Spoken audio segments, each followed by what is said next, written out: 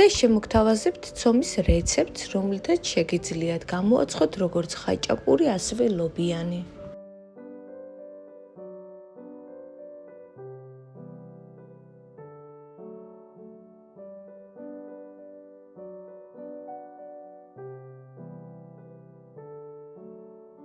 გაცრილ ფქვილს ვუმატებთ 1 ჩაისკოს მარილს, 1 ჩაისკოს შაქარს, საფუარს და 50 გრამ კარაქს.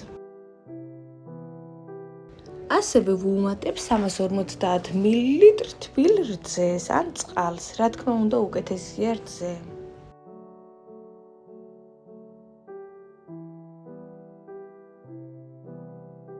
მიქსერით დაახლოებით 5-7 წუთი ვზილე, ხელით კი დაჭირდება ცოტა მეტი.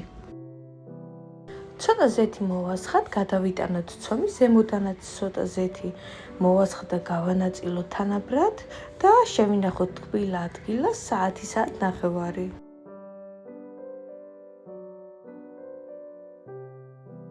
ერთ საათის შემდეგ ჩემთან ცომი გამოიყურება ასე, როგორც ხედავთ, ამოვიდა ძალიან კარგად.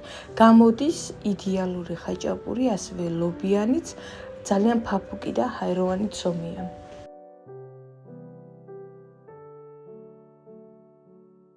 გამოვუყვან 3 გუნდას და დავასვენებ 15-20 წუთით.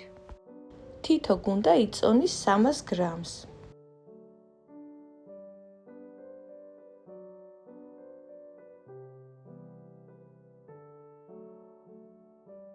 ამ რეცეპტით გამოდის 3 ცალი დიდი ხაჭაპური 8 ნაჭრიანი.